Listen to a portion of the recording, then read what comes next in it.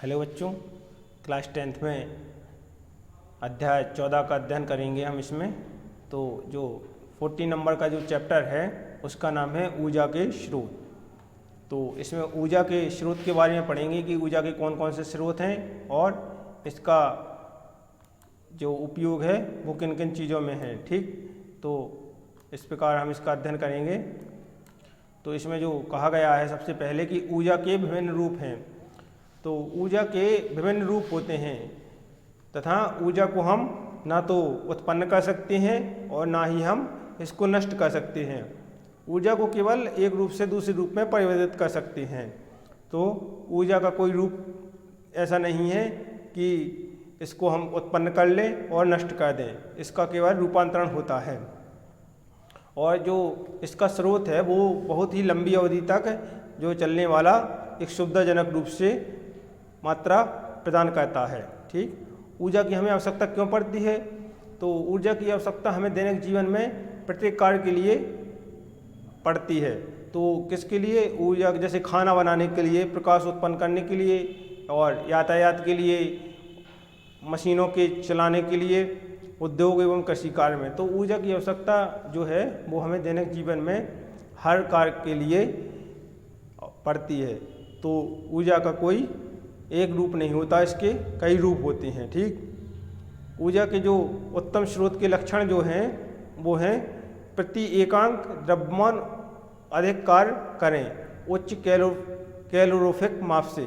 यानी जो ऊर्जा का उत्तम स्रोत है वो क्या है? प्रति एकांक द्रव्यमान अधिक कार्य करे, यानी एकांक द्रव्यमान पर इसको अधिक कार्य कर सकती हैं।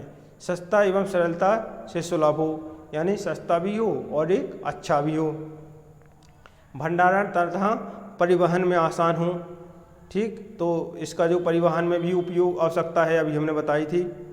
प्रयोग करने में आसान हो और सुरक्षित भी हो। पर्यावरण को प्रदूषित न करे। तो जो ऊर्जा के उत्तम स्रोत के जो लक्षण होते हैं उनमें कहा गया है कि जो इसके लक्षण हैं इसमें पर्यावरण को प्रदूषित न करें, इस प्रकार के ऊर्जा के लक्षण होने चाहिए। इसका जो ईंधन में उपयोग होता है, तो ईंधन क्या होता है? वह पदार्थ जो जलने पर ऊष्मा तथा प्रकाश देता है। तो ईंधन जैसे किसी भी ईंधन को हम जलाएं तो हमें वो ऊष्मा भी देगा और प्रकाश भी देगा, वो हमें वही ईंधन कहलाता है। तो अच्छा ईंधन जो होता है वो क्या होता है? उसकी जो उच्च कैलोरीफिक माप होती है वो छोटी है और अधिक धुआं या हानिकारक गैसें उत्पन्न नहीं करता है। जो अच्छा ईंधन होता है मध्यम ज्वलन ताप होना चाहिए, मतलब जिस पर हम कोई भी कार्य कर सकें। ऐसा नहीं कि ज़्यादा स्लो और ज़्यादा तेज ज्वलन हो उसमें। सस्ता व आसानी से उपलब्ध हो जाए और आसानी से जले भी। भंडारण व परिवहन में आसान हो। ऊर्जा के जो स्रोत होते हैं वो होते हैं कौन कौन से?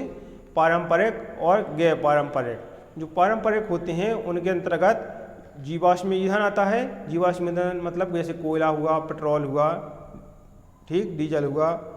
और तापीय विद्युत संयंत्र होते हैं, जल विद्युत संयंत्र होते हैं, जैव मात्रा जैसे बायोमास होता है, पवन ऊर्जा। तो ये पारंपरिक स्रोत हैं। ठीक, और गैर पारंपरिक स्रोत क्या होते हैं? सौर ऊर्जा हो गया, समुद्रों में ऊर्जा, महासागरीय भूतापीय ऊर्जा और नाभिकीय ऊर्जा।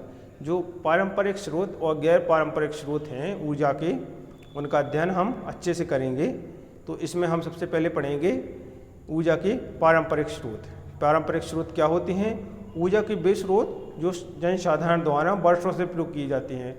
जो जीवाश्म ईंधन है, तापीय विद्युत संयंत्र है, जल विद्युत संयंत्र है, इनको हम वर्षों से यूज करते आ रहे हैं। ठीक, तो यही ऊर्जा के पारंपरिक स्रोत कहलाती हैं। ठीक, इसमें जीवाश्म ईंधन बायोमास उदाहरण लिखा गया है। तो जीवाश्म ईंधन क्या होता है? जीवाश्म से प्राप्त ईंधन अर्थात जैसे कोयला, पेट्रोल और जीवाश्म ईंधन कहलाते हैं। लाखों वर्षों से उत्पादन, सीमित भंडारण, अनवीनीकरण स्रोत। मतलब भारतवर्ष का कुल 6% कोयला जो है वो वर्तमान दर से खर्च करने वाले अधिकतम 250 वर्षों तक बने रहेंगे। ठीक, तो इसमें जीवाश्म ईंधन के बारे में बताया गया था कि जो पारंपरिक स्रोत होते हैं वो क्या होते हैं। इसके बाद तापीय विद्युत संयंत्र और जल विद्युत संयंत्र के बारे में पढ़ेंगे।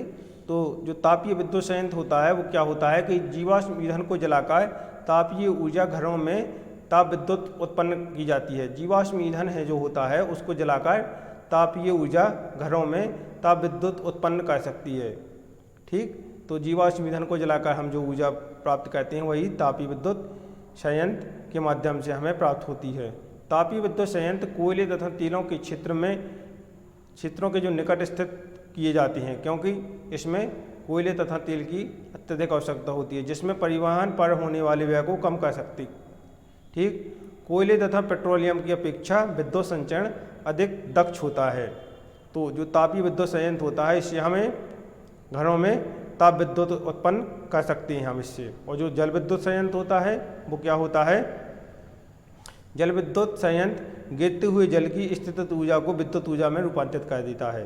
जो जल विद्युत संयंत्र होता है तो वो गिरते हुए जल की स्थितिज ऊर्जा, जो जल की स्थितिज ऊर्जा होती है जिसे काइनेटिक एनर्जी बोलती हैं, ठीक, तो वो विद्युत ऊर्जा में बदल देता है इसको। और जो जल विद्युत संयंत्र बांधों से संबंध होती हैं, जो जल विद्युत संयंत्र होते हैं वो बांधों और जो बड़ी बड़ी नदियाँ होती हैं उनके पास में बनाई जाती हैं, क्योंकि जल प्रतापों की संख्या बहुत कम है तो इसके लिए जल की बहुत आवश्यकता होती है। भारत में ऊर्जा की मांग का 25% की पूर्ति जल विद्युत संयंत्रों से की जाती है। तो भारत की ऊर्जा का जो बनाई जाती है वो 25% कैसे जल विद्युत संयंत्र से बनाई जाती है।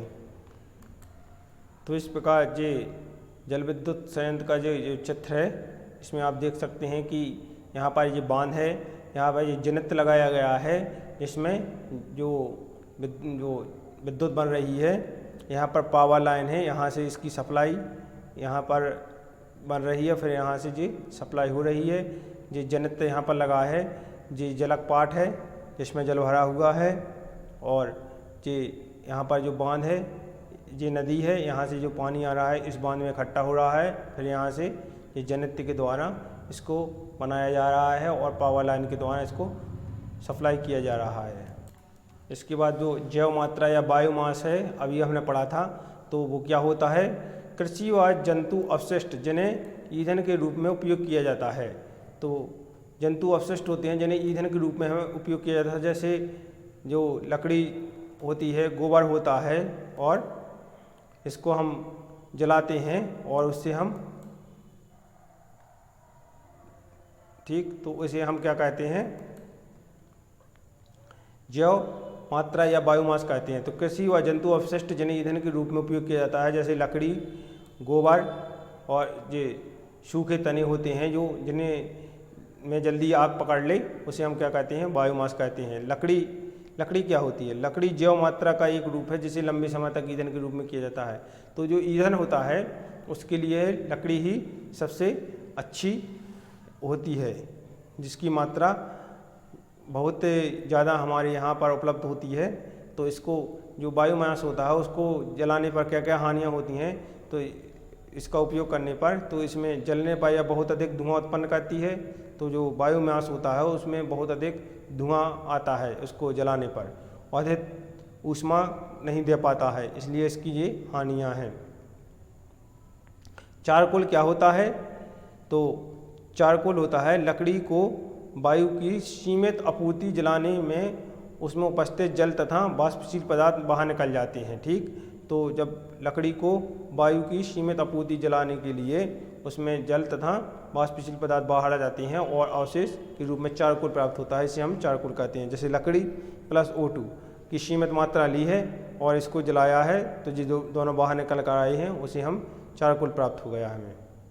चारकोल जो होता है वो लकड़ी का सबसे अच्छा ईंधन होता है, क्योंकि चारकोल बिना ज्वाला के जलता है और अपेक्षाकृत कम धुआं निकलता है इसमें, ठीक है, और ऊष्मा उत्पन्न करने की क्षमता भी अधिक होती है इसमें। इसके बाद बायोगैस को समझते हैं, क्योंकि बायोगैस जो होती है वो अधिकांशतः परीक्षाओं में पूछी जाती है कि बायोगैस का नामांकित चित्र बनाइए और इसके वर्णन कीजिए और इसकी कार्यविधि लिखिए। तो किस प्रकार से होता है जो बायोगैस होता है, वो गोबर फसलों के काटने के पश्चात बचे अवशिष्ट सब्जियों के अवशिष्ट तथा बाहित मल तथा ऑक्सीजन की अनुपस्थिति में अपघटित होते हैं। जो बायोगैस होते हैं वो गाँव में लगाई जाती हैं, जिससे हम गैस प्राप्त करते हैं, गोबर से गैस प्राप्त करते हैं, जैसे गोबर गैस भी कहते हैं, उसी बायोगैस भी कहते हैं। तो फलस्वरूप मीथेन, कार्बन डाइऑक्साइड, ठीक, तो हाइड्रोजन तथा हाइड्रोजन सल्फाइड जैसी गैसें उत्पन्न होती हैं। जैसे जैव गैस को संपाचित ऊपर टंकी में संचित किया जाता है, जिसे पाइपों के द्वारा उपयोग में निकाला जाता है। जो बायोगैस होता है उसका चित्र इस प्रकार है, इसमें देखिए आप कि ये गैस की टंकी है, यहाँ पर ये मिट्टी से ढक दिया गया है और ये करदम इसमें भरा गया है, और उर्वरक जो खाद है वो बाहर निकल कर आता है। तो यहाँ से इसमें जो वो होता है गोबर, उसको डालते हैं और यहाँ पर ये आता है। तो गैस टंकी, यहाँ पर जो गैस बनती है, इसको यहाँ पर गैस निर्गम लगाया जाता है, इसके द्वारा इसको निकाला जाता है और उपयोग में लाया जाता है। तो इसके जो लाभ होते हैं वो होते हैं कि जैव गैस एक उत्तम ईंधन है, क्योंकि इसमें 75% तक मीथेन गैस होती है। जो मीथेन गैस होती है इसमें कितनी होती है, 75% है, ठीक। और धुआं उत्पन्न किए बिना ही जलती है, इसमें धुआं भी नहीं ज़्यादा होता है। जलने के पश्चात कोयला तथा लकड़ी की भांति राख जैसा अवशिष्ट शेष नहीं बचता है। इसमें यहाँ पर जो उर्वरक होता है खाद वाला, उसमें ये चला जाता है, ठीक है। तापन क्षमता का उच्च होना, बायोगैस का प्रयोग प्रकाश के स्रोत के रूप में किया जाता है। संयंत्र में शेष बची स्लरी में नाइट्रोजन तथा फास्फोरस जो होते हैं वो प्रचुर मात्रा में होते हैं, जो कि उत्तम खाद के लिए काम आती है। अवशिष्ट पदार्थों के निपटारे के सुरक्षित उपाय हैं, ठीक। तो इस प्रकार हमने ये बायोगैस के बारे में पढ़ा है। इसके बाद नेक्स्ट क्लास में हम इससे आगे का चैप्टर पढ़ेंगे। धन्यवाद।